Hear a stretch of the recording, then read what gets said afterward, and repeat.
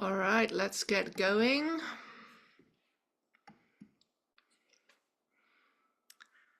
We can take this slide off. Hi, thank you so much. Thanks, Manar. Hi, everyone. Welcome to this Tuesday afternoon lecture in the Center for South Asia. I'm Lalita Duparan, and I'm totally delighted to welcome our guest speaker for today, Professor Laurelie Biernacki. Before I introduce her, I just want to acknowledge that Stanford sits on the unceded lands of the Muwekma Ohlone tribe. I would encourage you, wherever you are, to think about whose land you are on. And I think, especially in these times, it behooves us to think what it means to live on stolen land and what the theft of land looks like. Way back, we lived together in this kind of house of students in Benares in the early to mid 1990s, where we were both studying Sanskrit. And I'm using air quotes because Professor Biernacki was indeed studying Sanskrit. I think I was hanging out a little bit more, as one does in Benares, and so now she is a Sanskritist and I am not. But she is, in addition to being a Sanskritist, she's a professor of religious studies at the University of Colorado at Boulder. Her research interests, and they span back to that time that we spent together in India. Her research interests include Hinduism, the interface between religion and science, and gender. Her first book, Renowned Goddess of Desire, Women, Sex and Speech in Tantra, won the Caden Award in 2008. She's co-editor of God's Body, Panentheism Across World Religions, which was published by OUP in 2013. And only last year, her latest book came out, a study of the 11th century Indian philosopher Abhinavagupta, and I believe it's that work that she will be drawing on in today's talk. I'm so delighted to welcome you. Thank you to our audience for making time for the talk this afternoon. Take it away, please, Laurelie. Okay, thanks very much. I'm going to also share a slideshow here as well. So I'm going to share my screen. And then share. Is that working now? Let me do this again. Okay, how's that? Is that working? It looks great. And then I guess I can, does this go to the next one? Yeah. Okay. So in this talk, I suggest that the writing of a brilliant 11th century Indian thinker and yogi, Abhinavagupta, may help us sort through our current ecological predicament. This talk is based on a chapter in my recent book, The Matter of Wonder, Abhinavagupta's Panentheism and New Materialism. And also I have a couple of epigraphs here as well that sort of give us a feel for the for what we're talking about here. So I'm going to leave these up for a little bit and then I'll move on to the next slide when it's time. So first, what is materialism? Born out of our escalating ecological maelstrom, the decimation of insect populations, a deluge of tiny plastic particles filling our oceans, increasing temperatures, new materialism as an emerging field represents the recognition that if we want our world to survive, we need to change how we think about the matter that makes up our planet. We need to shift how we treat our planet's many other species. Certainly, of course, the last few years has made it abundantly clear that we humans are not exactly in the driver's seat. That is, we live in a complex ecological system. Our planet is not simply dead matter that we can mold as we like to fulfill human goals and human desires. Well, maybe where you are there in the heart of Silicon Valley, I guess that dream is not dead yet. What with the promises of AI and Kurzweil's singularity looming large. But still, the last few years in particular has seen our lives overturned, and this by a tiny organism, indeed nearly invisible, not even living by some biological standards. The virus, COVID-19, has managed to crush empires, but not ruthlessly, not actually with any malice towards us humans. After all, in the same way, we humans also, without any malice, have managed to engineer the fate of whole species, wipe out so many others as we enter now into the 6th great extinction. Viral life is considered not alive because it relies on a host to reproduce. It needs another corpus to replicate its own life. Yet, if we think about this, how much of our own body is really us? 90% of the DNA in the human body is foreign, not really human, but other bacterial life. But not just our bodies and our guts. Even the air we breathe is teeming with other life. When we breathe in and out, we don't just breathe inert molecular oxygen, hydrogen, carbon. No, the very air we inhale is swarming with the DNA of other species, only typically 5% human and another 85% non-human bacterial DNA. Lynn Margulis's breakthrough insight revealed just this multi-species mutuality. Shining a light on our particular anthropocentric amnesia, she writes, our culture ignores the hard-won fact that these disease, quote, agents, these, quote, germs, also germinated all life. So we come from this multi-special merger. And today also, we still need them to survive. Stephen Buhner points out, had bacteria not developed resistance to antibiotics, all life on this planet would have already become extinct, simply from the millions of tons of antibiotics now present in the environment. What is also remarkable is how these superbly intelligent, even if not quite living, these superbly intelligent beings manage to so precisely manipulate the human body's own immune defenses. They use molecular signaling, the cytokine cascade, usually designed to eliminate an intruder, to instead create the cascade that allows the virus entry into human cells, allowing it to replicate in the human body. How does a non-living entity manage to pull off such an extensive redirection of the human immune system to serve its own reproduction? Does it have agency? Is it mere algorithm? And if a virus has agency, does it direct its own choices? Allowing that a virus might be an agent, the sort of radical rethinking at the heart of a new materialism, is no doubt tinged with an element of taboo. As Jessa Riskin reminds us, the history of Western science asserts that agency cannot be a primitive, elemental feature of the natural world. The tricky business of agency, as Riskin explains, threatens to upend an established neo-Darwinian model.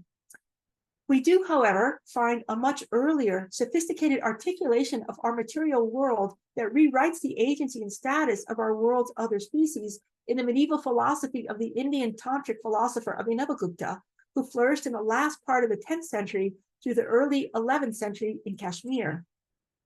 Abhinavagupta, so this is a picture of Abhinavagupta, well, you know, whatever, it's a drawing, right? That someone made. So my own thinking on Abhinavagupta and his perspective on the materiality side of things has been influenced by my primary source material. I have worked particularly with the third section of one of Abhinavagupta's last works, his massive Ishvara Pratyabhijna Vivriti Vimarshini, the long commentary on the elucidation of the recognition of the Lord, composed in 1015 CE. The Sanskrit text, handed down in manuscript form through generations from Abhinavagupta's time, was first published in Kashmir in 3 volumes from 1938 to 1943. I draw primarily from the third volume, titled The Agamadikara, comprising 100 pages of Sanskrit. Abhinavagupta's text is a commentary. He provides explanatory notes to a text written approximately 50 years earlier by his great-grand teacher, Utpaladeva, the Ishvara Pratyabhijna Vivriti, the elucidation of recognition of the Lord, which is itself a commentary on a shorter set of verses composed by Utpaladeva, the Ishvara Pratyabhijna Karika, the verses of recognition on the Lord. So we have a commentary on an original set of verses. Now, the Agamadikara deals particularly with received knowledge, what the tradition has passed down. Agama is typically translated as scripture or revealed text. Abhinavagupta and Utpaladeva, however, use the term not so much to focus on particular scriptures or textual sources, but rather to discuss knowledge of the cosmos, the tattva system, a classification system of all that exists handed down by tradition. Abhinavagupta's writing on the tattva system proposes to map all that exists in a continuum of subject to object, explaining how an originary consciousness, Shiva, unfolds to become the myriad objects that make up our world. In any case, Even if Abhinavagupta's sites of other species agency did not quite invoke the not quite alive or not quite visible virus, they reached at least down to the tiniest moving creature he did see. So Abhinavagupta tells us, when those beings belonging to Maya, even down to a worm, an insect, when they do their own deeds, that which is to be done first stirs in the heart. That is, even the tiniest worm has subjectivity, has agency. Remarkably not anthropocentric, ecologically, this medieval panentheism casts a wide net. Compare this, for instance, to Descartes' infamous bête machine, the beast machine, where animals, far from having desires, are just dumb machines, incapable even of feeling pain. The contrast, of course, tells us a good bit about our current dominant culture's philosophical inheritance when it comes to our planet's other inhabitants. And Abhinavagupta brings one particularly creative insight to the table, one that I think makes it especially helpful for a new materialism. This creative insight is his account of subjectivity. Subjectivity, I-ness, or ahantā in Abhinavagupta's terminology, is the basis for consciousness, for being alive. So to be conscious, sentient, does not require any sort of substance or body like a human body, as opposed to the kind of body a dog has for Descartes, or a molecularly structured body of a virus. Nor is there some essence, like a divine spark, that only humans have that makes for consciousness. It requires instead only the sense of I. This map of the world is not based on species, but instead on a fluid, indeed grammatical, status of subject and object. You can see that making the degree of subjectivity the basis of ontological hierarchy rather than the physical species, or the human species as benchmark for that matter, offers a subjectivity that displaces the idea of the human. In this sense, it might compare to Viveros de Castro's notion of an indigenous South American metaphysics where jaguars and humans are equally persons, but only partially. What might an ontology of subjectivity rather than one offering the human species as benchmark look like? David Lawrence points to Abhinavagupta comparing the manifestation of a potter creating a clay jar to the reflection in a mirror of a potter creating a jar. What or who can claim agency? Does the potter create the jar? Is it the clay or the person molding the clay? In a rather new materialist vein, Abhinavagupta remarks that both the potter and the clay exhibit agency. Thus, both really create. However, both only create via a single source of agency that they share, consciousness as subjectivity. But we pause. A clay jar, really? A clay jar has subjectivity? Is this to suggest the pot stands on an equal footing with a human potter, both or neither, with a genuine agency? Abhinavagupta's great grand guru Somananda signals this sort of dynamic pantheism when he declares, I see by the self of the clay pot, and the clay pot sees by the self of me. Somananda's pantheism spreads a wide democratic agency, with clay pots and humans interactively generating a multiplicity of agency. You can also probably already begin to see some of the ramifications this philosophical position might have for contemporary AI. In any case, this comes at a cost. As John Nemec points out, Somananda's pantheism ultimately depends on a pervasive, primordial, non-dualist deity, Shiva, which is at base bereft of physical form, a completely disembodied form of being. Thus, Somananda's clay jar and human are equally displaced by a pervasive reality of a non-bodied, non-material deity. We have a democracy of agency here, but we lose the materiality of this agency. Somananda's disciple, Utpaladeva, and later Abhinavagupta, trade in Somananda's pantheist panpsychism for a modified panentheist non-duality, which allows for a real and actual existence of a multiplicity of individual entities, hinging this multiplicity on the capacity for multiple bodies and perspectives, each with its own subjectivity, its own personalized sense of I. With this we get that being conscious, being sentient, is a matter of adopting a first-person perspective. In fact, much new materialism is also about re-imbuing matter with subjectivity, giving it its own voice. We tend to think of our world as objects that exist outside ourselves.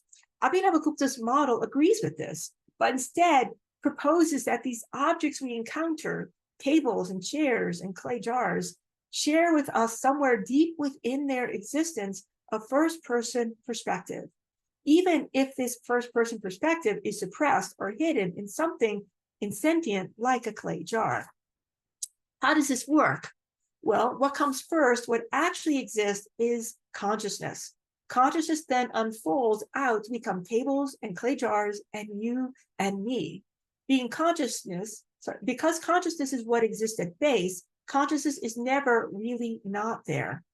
When a thing crystallizes to become an object, a clay jar, this happens because its innate subjectivity, its sense of I, is just covered over. It's still there, but not flashing forward like the light we see in the eyes of a person or our dog bouncing up to greet us at the door. For us too, only a portion of our subjectivity shines through. The rest is covered over as we make ourselves into objects. This sort of body, fat or thin, this sort of emotion, angry or sad, and so on. Thus, the ontological status of things entails that everything, humans, clay jars, insects, leaves of grass, even beings higher than humans, and beings higher also than gods, who are, after all, only marginally better off than some humans, and less aware than some humans for this Indian cosmology, all operate in two ways, as subjects and as objects. Everything is a mix of being a subject and being an object. And the same holds for us. Our limbo reality, partly subject, partly object, mirrors that of the virus. The virus is alive or not. Indecidably sentient, the virus may be alive, maybe not, demonstrates even our fate as humans. Measured against the scale of subjectivity, we too are partly alive, partly not. And this may already be obvious to some of us here, especially after a long day when we go into robot mode. In any case, in this model, to be a thing, an insentient object, means to be linked with what we might call an excess of the third-person perspective. Thisness, idanta, in contrast to the innate subjectivity, I-ness, ahantā, the first-person perspective. It is the first-person perspective, ahantā, which is the source of life, of sentience. In any case, Abhinavagupta's embrace of a foundational subjectivity will perhaps push one particular button for a current remnant ideology of atheist materialism, which it leans, an atheist new materialism, which leans as it does out of a habit of modernity towards a third-person perspective. Materialism is always a case of it, the object, rather than an I, a subject. This perspective, I suspect, lingers still for a new materialism as well. However, I suggest that a new materialism can stand on much firmer ontological ground by taking to heart Abhinavagupta's conception of subjectivity. And furthermore, if we scratch beneath the surface of new materialism's professed atheism, curiously, the formulations of a number of new materialist thinkers, Jane Bennett, for instance, actually pattern after non-Western religious traditions. To put this another way, they look less like atheism and more like just other sorts of theisms, pantheism or panpsychism, investing heavily in an understanding of the natural world as having agency. Jane Bennett, for instance, is surprised by the numinous power, the odd liveliness of objects she encounters on a walk one day. Abandoned trash, a discarded bottle cap, an old glove on the street precipitates an almost mystical exchange, speaking to her on some visceral gut level. The similarities to the mysticism of Indian traditions are conspicuous. That is, it is hard not to see in new materialism a resonance with the luminosity of the stones placed around a village banyan tree, alive, encountered by chance, and calling to us with a barely perceptible but indefinable liveliness.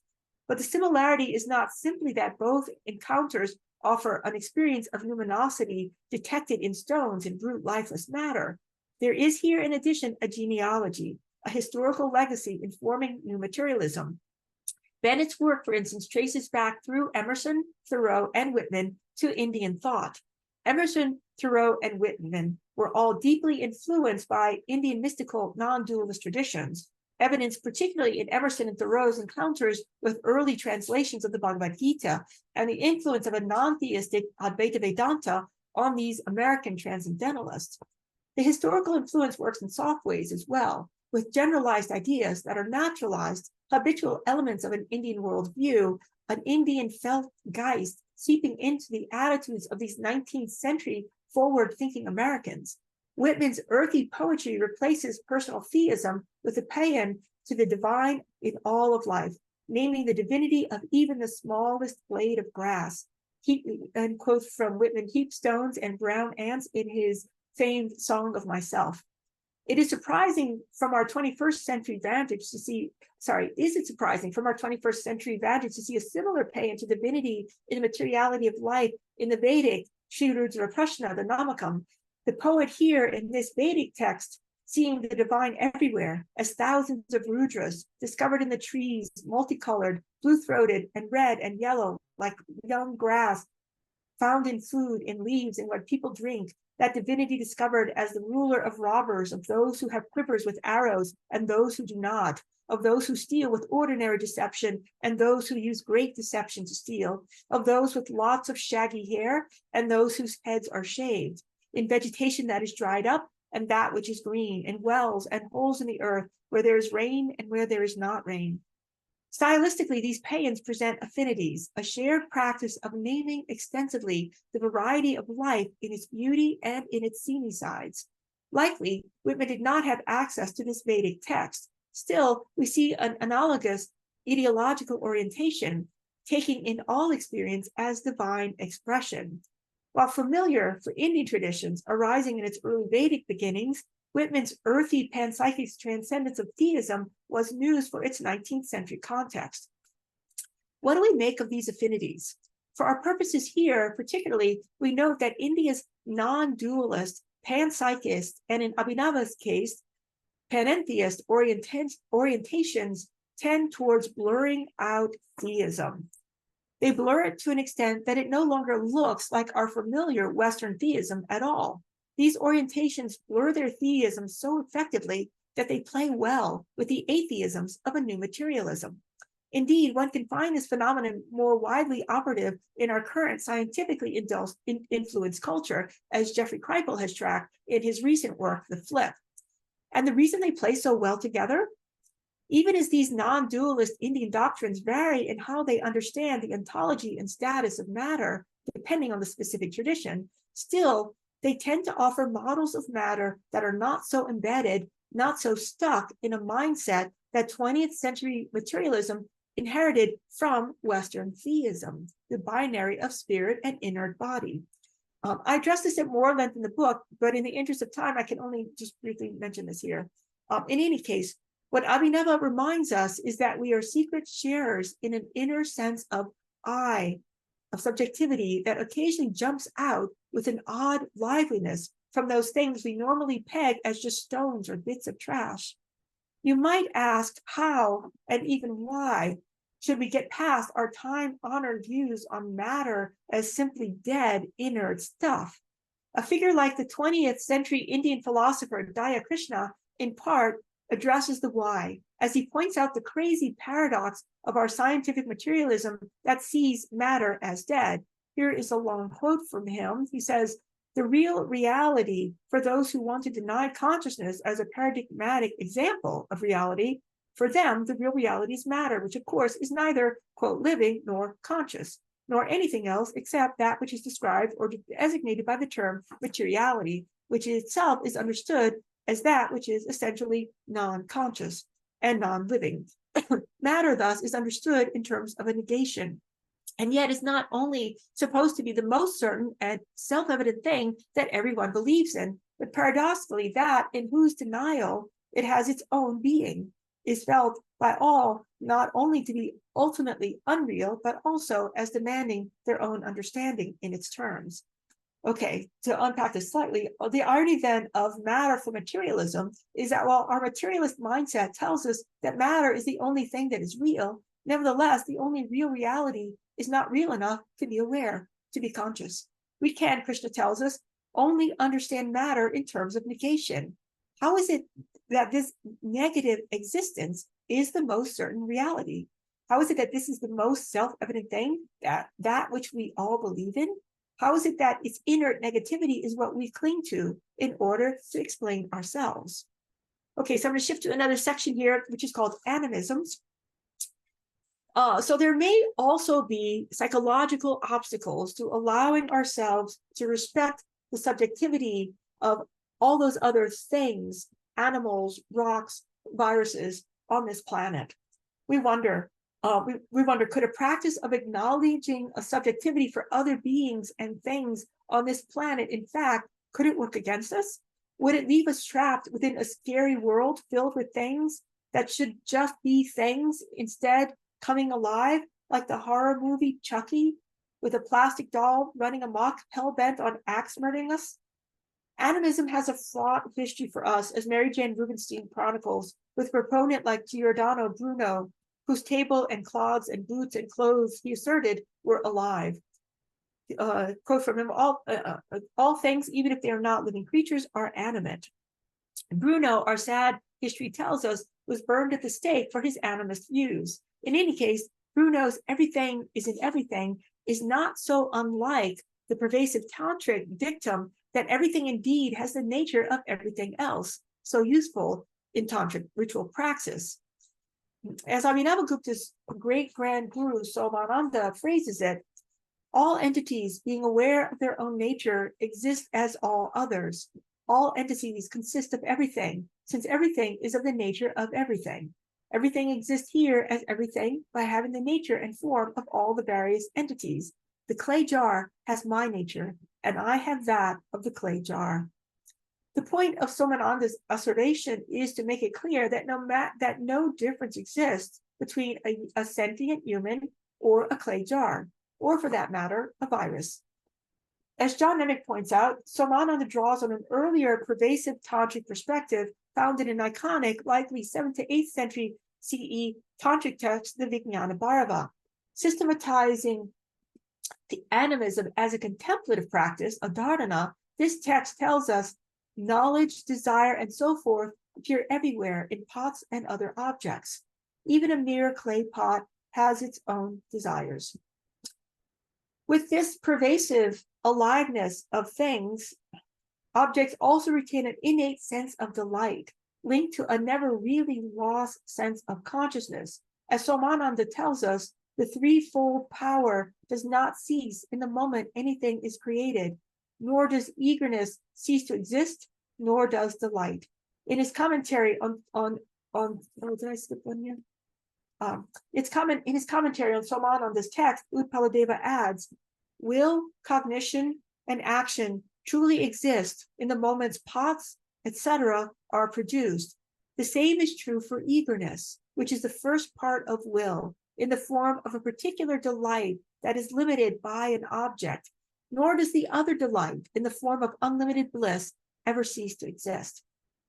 The delight and intentionality, the will, icha, and eagerness on mukya that give rise to objects does not go away. It does not leave the clay jar once the clay jar is produced. It stays with the object, the clay jar, as its own sort of delightful thingness.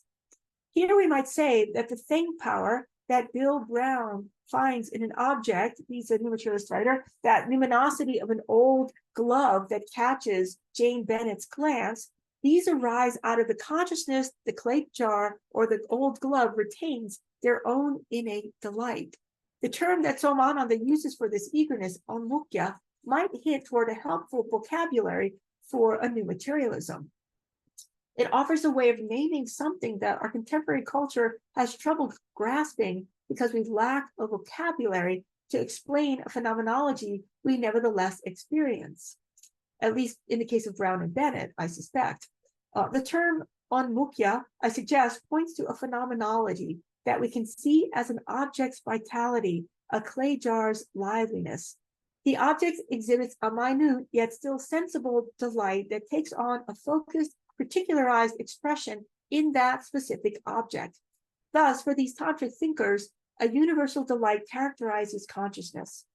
This consciousness never really leaves even an object, and with a certain attention, we can pick up on the object's specific form of consciousness as its inner eagerness, its delight power.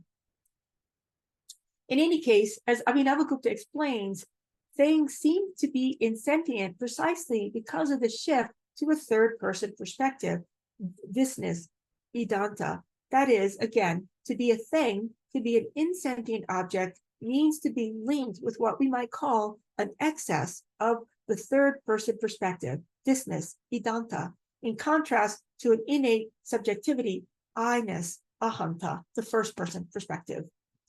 Abhinavagupta tells us that clay jar, its true nature, is the essence of consciousness when it is in a state without mental differentiation. It is complete, like consciousness itself, the body of the whole world. With this, Abhinavagupta uses a dual aspect monism to address the paradox of just how it is that an insentient object, a clay jar, can really still be both sentient and at the same time look like it's insentient, like inner dead matter. So Abhinava tells us, from the perspective of the manifestation of non-duality, consciousness continues without ever coming to an end, even in a corpse, in the body, in a jar, and so on. So far as the sphere of non-duality goes, this worldly distinction between sentient and insentient is not made. Okay, that's on the level of non-duality. We'll talk a little bit later about what happens, how to make this distinction, as Abhinavagupta does. But here, fundamentally for Abhinavagupta, on the level of non-dualism, as with Samananda, the border between animate and inanimate dissolves. Even so, he wants to explain why it appears to us that there is, in fact, a difference between what is alive and what looks like dead matter. His explanation hinges on an idea familiar to postmodern thought, the notion that our own personal subjectivities are always already entangled with the objects we perceive out there. From his perspective, this is precisely what characterizes consciousness when it slips below a particular threshold of awareness to that level where we forget our inherent, expansive, non-dual awareness, what I translate as the limited subject. And so here's a couple of slides. It's a longer quote from Abhinavagupta. So he tells us, as far as it goes, that which contains, did I give you this one already? No. He says, as far as it goes, that which contains both perceiver and object doesn't have this distinction between itself and the other. Doesn't have distinction made between itself and the other, the object perceived. Yet that which is conscious gives rise to both of these, limited subject and object. And even while consciousness exists in that way as undifferentiated, at the same time, out of its own self, that is, out of its own form, which shines as only pure consciousness alone, it gives birth to things like blue and so on, which are said to be insentient, that lack consciousness. So it does not abandon its own form, shining as pure consciousness alone. How so? Because there is an inability there in things like blue, etc., to encompass the variety of levels of awareness needed to differentiate among different categories. And there the reason is given because of thisness, and so on, i.e., in thisness, there is not the activity of consciousness being aware, which is what constitutes sentiency. I might put these in the wrong order. Sorry about that. And these are the sections. I'm going to leave this up for here. That which is conscious contains both the subject and the object and gives rise to both. In Abhinava's model here, an initially undifferentiated consciousness gives birth both to a person with a limited perspective, the limited subject, as well as to things like a blue jar, which appears to be insentient. As Abhinava explains, things seem to be insentient precisely because of the shift to a third-person perspective, to thisness, idanta. Moreover, someone with a limited dualist perspective, the limited subject, does not quite recognize that their own limited perspective is what blinds them to the actual presence of consciousness, even within something that looks like dead matter, a blue jar or an old glove. Even so, the shift to a third person, thisness, does not really erase an essential life embedded at the core. It simply hides it from view. So even when an object, like a clay jar, appears to us as mere matter, still its deep subjectivity has not been banished. Its consciousness is simply inwardly withdrawn, unavailable because it is inwardly focused on a level associated with the category, the tattva of Sadashiva, associated with the transcendent form of deity. I'm going to skip a short section here. Okay, so let me talk now about this idea of the grammar of objects.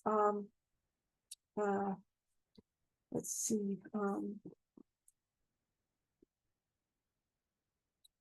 I'm skipping this section here though. Okay, so what might we take away from this? Namely, again, the idea that being alive with its signature of subjectivity is connected not so much to an essence that a person or a thing might have, but instead to the degree to which a thing or a person assumes a grammatical position, the first person perspective or the third person perspective. Because as we saw earlier, everything is the nature of everything. There is no fixed essence of things, where only some things, humans, can claim sentience, while other things, like clay jars, are always insentient. It depends on the thing and on our relationship to it. More palpably, imagine the glow of a stone Ganesha covered in an orange cinder paste that appears to pour out some special effervescence, drawing the temple devotee to consider the place and the statue, the murti, as holy, or devout Catholics taking the water from Lourdes, deeming the water to have special magical healing properties, blessed and further charged as they pray to the statue of the Virgin. We typically assume that a believer who reports seeing life and consciousness in the statue of the Blessed Virgin or Krishna is simply making it up. It is solely a projection of human imagination. The devout Catholic wants to believe the water will heal, and consequently, the placebo effect kicks in. We read it as projection. The devout practitioner projects her own desires for healing and reads into what subsequently happens as the intercession of miracles. Abhinavagupta's panentheist grammatology rewrites this simple binary, where we interpret this as either animism or else we rewrite our pilgrim office diluted. Nodding towards his predecessor, Somananda, Abhinavagupta offers a grammatical expansion on Somananda's formulation. He says, everything, in fact, has the nature of all things, quoting Somananda. And then Abhinava adds, even the lifeless grammatical third person, the it, if it sheds its lifeless form, can take on the first and second person forms, the grammatical I and you. For example, listen, O stones, and of mountains, I am Meru. In this case, of mountains, I am Meru refers to the Bhagavad Gita, where Krishna panentheistically contains the whole of creation as his own self. For Abhinava, this signals that our own embrace of the materiality of things allows the thing's deeper subjectivity to come to the fore. All of us, people and things, share a capacity for subjectivity. Thus, yes, we participate in the life of the statue, but not as a simple anthropocentric human projection onto mere matter. When we address even a stone as you instead of it, or when we imagine the subjectivity of a mountain, or the icon of the Virgin Mary in a church, we participate in its own vital subjectivity by seeing its deeper essence, its potentiality for liveliness. We allow space for the agency of the lifeless stone to shed its seeming insentience. In this way, we participate in the recognition of the life of things. Okay, I'm going to this next section. It's called Freeing the Object. Abhinavagupta's panentheism and a new materialism. So even with this foundational shared subjectivity, as we saw earlier, Abhinava still pushes away from Somananda's pantheism. There are differences between sentient beings and rocks or clay jars. He puts this common sense point of view in the mouth of a frustrated interlocutor who is upset with this radical proposition that proposes a clay jar might be sentient. So he says, now you may say, well, if it occurs in this way, then if one can see the form of consciousness even in a clay jar, then what is there that's real, that's not mere illusion? If a clay pot is sentient, then where do we draw the line? Really, though, this is the wrong question. Sentience is not an all or nothing wager. There is no definitive line to draw. Rocks are not where we say, of course, this idea is unsettling. Humans and animals are sentient, rocks are not. Though the case of viruses, which are maybe alive, maybe not, ought to give us pause and to encourage us to consider Abhinava's proposal here. We too, as humans, are only partly sentient. That is, only as far as we immerse ourselves in the breathtaking wonder of subjectivity, only to that extent are we alive, sentient and actually free. In that sense, we are in the same boat as clay pots and viruses. As we saw, Abhinavagupta's dual aspect monism specifies that the form of awareness has some freedom, but not the part which is in the condition of being object.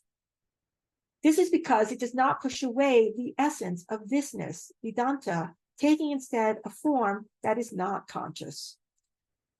Okay, so this applies to clay jars, viruses, and equally to humans. We are a mix of subject and object. We are partly alive and sentient and partly not. Moreover, with an eye to practical application, Abhinava tells us that if we want to understand what subjectivity actually is, then we need to look at it from the perspective we know, that is, from our own perspective as limited humans, what he calls the Maya-bound knowing subject.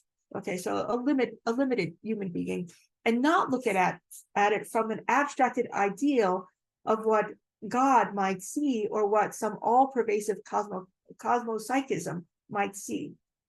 So looking at this matter from our ordinary perspective works. Let's see, I think we're not there yet.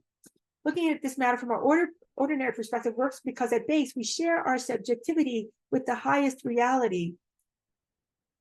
This cosmopsychism, the panpsychism, which is sentient and intelligent and contains us all, that is Shiva. At the same time, it requires that we understand that humans, like viruses, swing back and forth between subjectivity and the thisness of being an object. So Abhinava tells us it's through examining the subjectivity of the Maya-bound knowing subject that the principle of subjectivity is explained. And I won't read all of this quote, but I'll read it up here.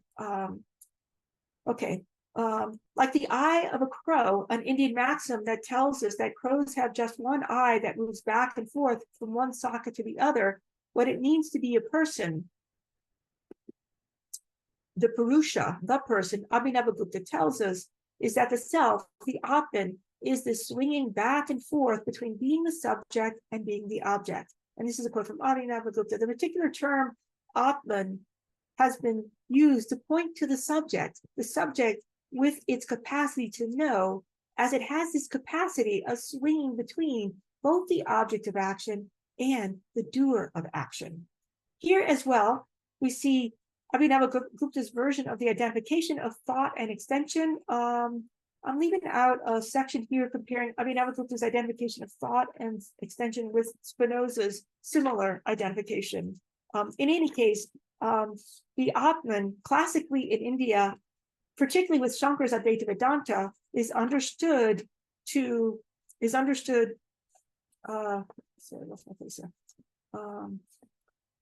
represent pure spirit. In India's counterpart to the mind-body dualism that we find in the West, the Atman, the self, is pure spirit, while Prakriti, nature, makes up all the physical reality we encounter here. As pristine spirit, the Atman is not sullied by the change and activity of the material world as Prakriti is. Abhinavagupta instead rewrites this classical Indian expression of duality into a continuum, a seesaw. The Atman, the self, like the Purusha, swings back and forth, sometimes subject, sometimes object.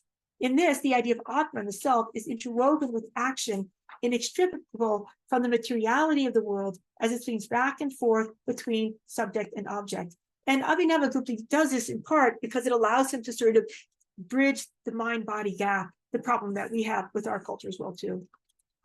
The telos in all this is to become actually alive, actually sentient, by resting in the first person perspective. One achieves sentience by resting in the feeling of I.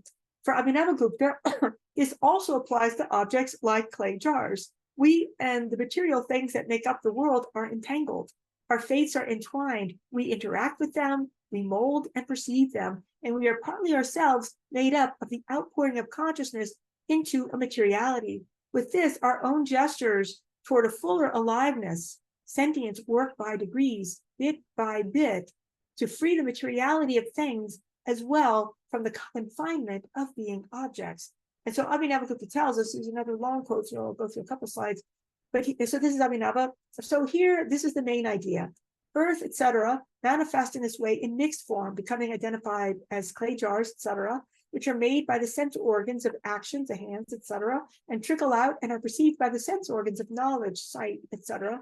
And they are then conceived, appropriated, and ascertained to the extent possible by the mind, ego, and the intellect. The impure creation is determined and conceptualized with the sheath covering bound souls. The limitations of action, etc., which place the clay jars, etc., made of earth before the subject. By the way, this whole long quote is the entire tattva system in a few short paragraphs. Abhinavagupta is really quite good at doing that as well, sort of doing some very succinct sort of encapsulation of a whole sort of philosophy, cosmology, ideology. The clay jars are then colored by the subject's perception, yet by means of resting within the Maya-bound subject, even clay jars, etc., can exist free from duality.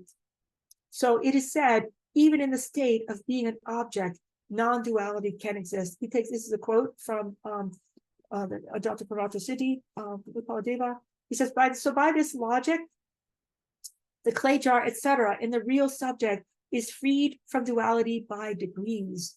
Freed from the divisions in oneself, one rests as the expanse of light, prakasha and vimarsha, active awareness on the highest level, and that is good. Okay, let's see. I think I'm missing some of these. We and the objects entangled within us find life, sentency, in a telos that leads to a genuine subjectivity. And this is a goal, a good towards which we might strive. Of course, here, Abhinavagupta's primary interest is in us, humans, trapped in Maya, part object, part subject, who keep seeing objects everywhere to our own detriment, even if we do exhibit more of our innate consciousness than clay jars do. Yet we might still interpret the response Abhinava offers to his frustrated opponent, insisting on a firm line between mere matter and us living beings, as a moral motivation for recognizing the life of things. If we see in objects, even in clay jars, the sentience that is really there at the core, then we allow ourselves to rise teleologically to a subjectivity that does not see the world as different from ourselves, as mere object. At the same time, we allow them the space to actually step into their own true liveliness, their innate sentience. Their life is, after all, just covered over and hidden. He continues in this, that's the sentence. He continues his response, this interlocutor who protests against the idea of clay jars also being sentient. So this is Abhinavagupta continuing this section here. He says, by removing the form which is insentient, we allow the form which is sentient, the conscious, to take predominance. And there we have a complete entrance into consciousness. This is moving forward and entering into its own form. This is the meaning, to which point it is said, even to the extent of a mere leaf of grass. Going up, in fact, is the removal of the form which is unconscious. O Lord of 8 forms, Shiva, light in one. But here, that in itself is happiness. Again, Abhinavagupta's concern here is freeing us, part object, part subject humans. Yet still, his response, invoking the poetry of life in a mere leaf of grass, is that even this mere leaf has the potential to remove the form that is unconscious, to reach the happiness of being a sentient subject. As we saw earlier, Abhinavagupta tells us even the lifeless grammatical third person, the it, if it sheds its lifeless form, can take on the first and second persons. For example, listen, O stones, and of mountains, I am Meru. Because in this cosmopsychism, this panpsychist cosmology, both the limited subject and the object derive from a deeper consciousness, that is Shiva, both always have access to life, access to sentience. So when the mute idol speaks, when Jane Bennett's fang power of an old glove that she sees discarded on the street calls out, we too, by seeing it, allow its subjectivity bit by bit to come into its own, to rest in the happiness of being alive. We might also see this as well as the impetus behind DEI reclaiming the subjectivity of formerly marginalized ethnic groups. And here we can start to see how and why the way we think of objects makes a difference. Much new materialism, as expressed by Bennett, for instance, also recognizes the capacity of human thinking to make a difference in what happens to the world around us. Bennett notes her own ecologically motivated thinking that our receptivity to the material life around us will help us to experience the relation between persons and other materialities more horizontally, enabling wiser choices for the planet and human life. It's no surprise then that Walt Whitman acts as a standard bearer for a new materialism, with his expansive naming, cherishing materiality all around us. In this regard, I have also on more than one occasion been struck by Whitman's insistent use of the first-person perspective and its curious convergence with Abhinavagupta's philosophical articulation of a first-person perspective as that which enables the object to become alive, even to a mere leaf of grass, to remove the form that is insentient and allow its deeper sentient form to rise up, to enter into liveliness, into life. As Abhinavagupta says, that in itself is happiness. Earlier, I pointed out the similarities of Whitman's poetry to the Namakam section of the Vedic Sri Rudra Prashna, both of which engage in an expansive practice of naming the rich variety of life. The complementary portion of that Vedic section, the Sri Rudra Prashna, is the Chamakam, which is actually an expansive collection of naming things as belonging to the self, as I. Okay. In any case, I suspect the very act of naming is itself a way of recognizing, and in this respect, constituting life. This naming also serves to remember, and I'm thinking here of the use of memorial walls, 9/11 certainly, but also to the recent Black Lives Matter memorial wall dedicated to African Americans killed through police violence. This act of naming is a way to honor, to give life through naming and recognizing the other. Indeed, the Namakam of the Vedic Sri Rudra Prashna is literally the section of naming. And the familiar yoga greeting to honor the other, namaste, is also literally naming you. Thus, naming in both of these texts refers to invoking a richly complex ecosystem of entities seen and unseen. I suggest that this practice of naming as a way of seeing the many others is the medicine that the Namakam evokes near the end of the section, where it says, sorry, was that one? I have a quote here, but sorry. Let's see, where it says, "This my hand is God, my hand is greater than God, for this touches the auspicious. It is a medicine for the world." One might also recall Whitman here saying, "And I know that the hand of God is the promise of my own."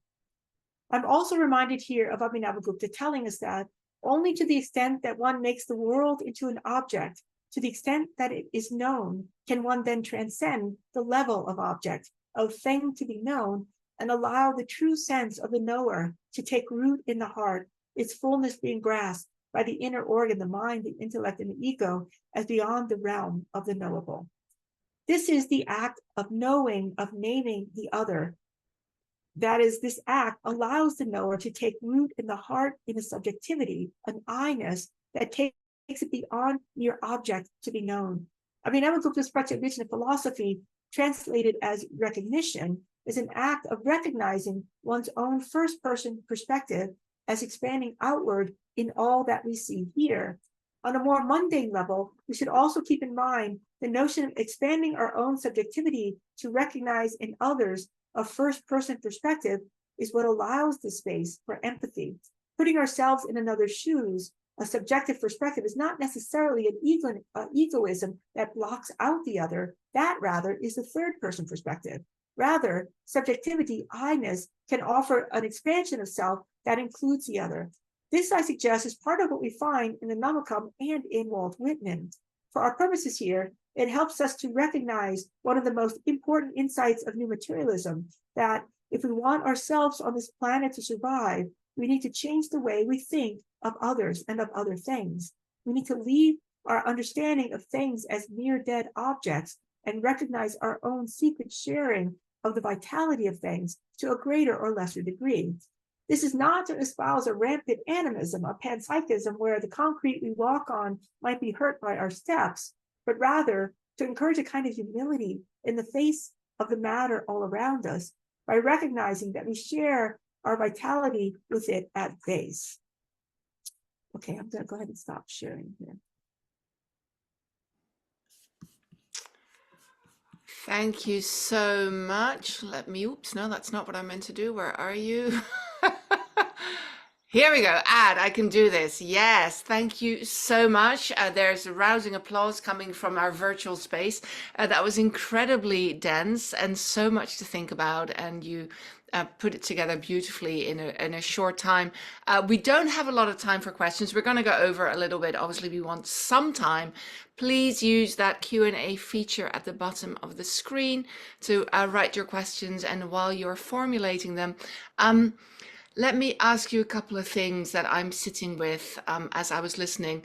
I think the first one is you said virus a couple of times, and I think we look at that. I mean, that's a word that's taken on such incredible meaning over the past few years. And I'm wondering if you're gesturing towards perhaps a chapter in your book, which I haven't seen yet, talking about COVID or viruses in general, whether that's happens to be there, and so what is the relation between viruses and your work in the current moment?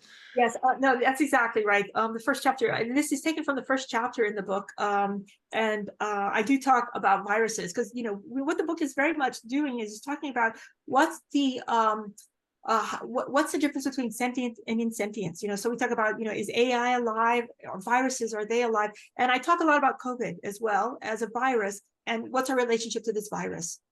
So yeah, so you're exactly right. You're exactly right. And of course, part of this was being written in the throes of COVID, and I was like, okay, so it's a virus, and it's getting us, it's slaying us, and it's so tiny. Is it even real?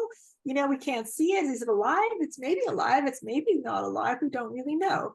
Our science doesn't really know. So a lot of this was really talking about how do we react in the face of a virus. Thank you. Can you say a little bit more, like So what would Abhinavagupta have made of the virus? Okay, so well, first of all, another reason I brought up the idea of the virus as well too is because new materialism is very much about talking about and looking at these things like viruses and recognizing that they too have agency, and we need to sort of grapple with them and interact with them and recognize their agency.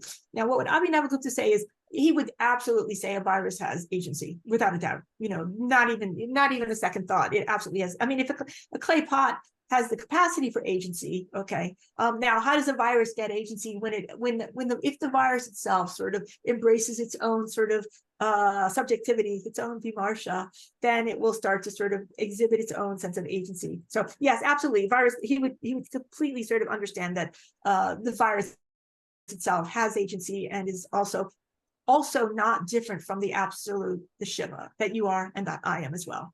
Yeah, wow, that's so fascinating and somewhat terrifying, which leads me to my next question. I made a note. Let me see. Oh, yes, the happiness, therein lies happiness, the happiness of consciousness, the happiness of sentience.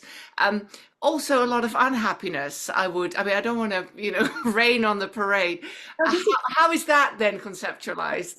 Good. So for him, the unhappiness is there only to the extent that we identify as it. As we idanta, or this is to the extent that we actually identify with objects, with being a thing. That's where we get our unhappiness. It's because we're partly subjects and we're partly objects. That's why we're unhappy. But if we want to get happiness, we need to thoroughly identify with subjectivity.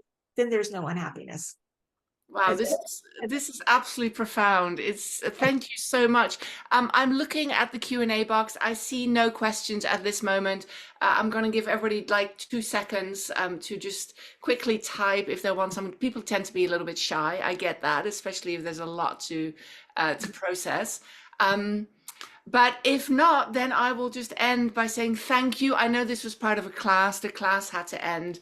So we did this kind of interesting thing today where Professor Biernacki taught in a class virtually for about 50 minutes and then joined us on the webinar. We have a question. Okay, I will just take... Oh, okay. I've been encouraged to look at my phone. All right. I love this. Multimodal. Okay. All right, here you go. I will ask this question because I love it. It's from Professor Anna Bigelow. I'm curious about the tensions between object-oriented ontologies and Abhinavagupta's idea of I-ness, ahantā, as residing in mutual apperception, which seems to take place both within and between perceiving sentient subjects.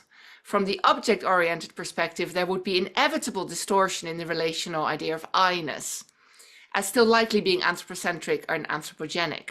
But maybe that is not a problem for Abhinavagupta. Is this subjectivity fundamentally the same across modalities of being, self, object, subject, object, sentient, insentient? I love your smile, Laurelie. This is such a dense question and you're just ready for it. No, it's a great question. I actually write about that in the book a little bit. So you might, I mean, I do talk a little bit about Timothy Morton and object-oriented ontology. So you might find that section interesting. I obviously could not fit that in this paper here, but basically there's a difference there, and the difference, as you pointed out in your question, what part of the difference is the fact that in object-oriented ontology, the object is always sort of opaque to us, that we can't really, and the idea here is, and it's an idea that Judith Butler has taken up as well too, is the notion that by virtue of its opaqueness, it forces us into a kind of humility where we sort of cannot sort of necessarily presume upon what the object is. And that, I think, is a strength of that philosophy. However, it's very different than Abhinavagupta's philosophy, because in Abhinavagupta's philosophy, the whole notion that you can't get inside of an object is just wrong. Okay, his idea is that that actually you can, and always, with a sufficient amount of sort of attention, become the object, so you are on the inside of the object, so that you and the object become sort of like connected in this deeper visceral way, and so the problems with that, of course, are like, if you merge with an object, and I'm thinking of things like Shankara's famous sojourn, where he, in his hagiography, where he exits his body and enters into the body of a dead king. And part of what happens is that he's in an object, a separate type of object, his sort of subtle body in this other object. And over the course of time, because he's inhabiting the body of a dead king, he kind of forgets his mission, which is to sort of learn about love so that he can go win a debate. He gets caught up in sort of the desires of that particular body that he's inhabiting. And so the worry is, with Abhinavagupta's philosophy, is the idea that the object is not opaque. You become one with the object. However, the object, because it has its own inherent subjectivity and liveliness, it will then ultimately sort of influence Shankara's, our own subjectivity. And Shankara, who was a great high sage, then becomes sort of like stuck in a harem that ultimately is not his major goal. There's another story of another yogi, Yogananda, who actually did a similar story to Shankara, as he enters in the body of a dead king because he wants to get his friends some money. And so they need to pay off their teacher. So the king is the one who has the money. So he's in the body of a dead king. The king's minister figures out it's a walk-in. He sends out his soldiers to sort of find any comatose looking bodies, yogis meditating, kill them. And poor Yogananda's body is like completely axed. And so he's stuck in this other, he's stuck in this sort of body of a king. And he's like, oh my God, what's happened to me? I used to have the body of a Brahmin. Now I have the body sure, I have a lot of money, but it's the body of a Shudra. And so there's this idea that he says it's a king, and what happens to him is that the body of that king that he's entered into slowly changes his own consciousness. So objects are not opaque to us. We don't, in Shankara's case, there's not the sort of, the humility that one has in object-oriented ontology, but there is a sense that the object itself, one actually, in a sense, merges with it. And the object doesn't, its own subjectivity does affect us as well, which is just a really interesting idea. So it is, thank you. It's a wonderful question. I do talk about it in the book. And yes, it's a different sort of philosophical orientation. Thank you so much. And Anna, thank you for the question. I think that was a beautiful note to end on. And we will, of course, read the book and get more knowledge about everything you talk about. It's so wonderful to see you after so many years. Thank you to our audience. Thank you to Professor Elaine Fisher, who had to leave and finish her class, but for suggesting this new kind of format where you're teaching and webinaring. And it's just fabulous. Thank you so much. And thank you to our audience. See you again soon.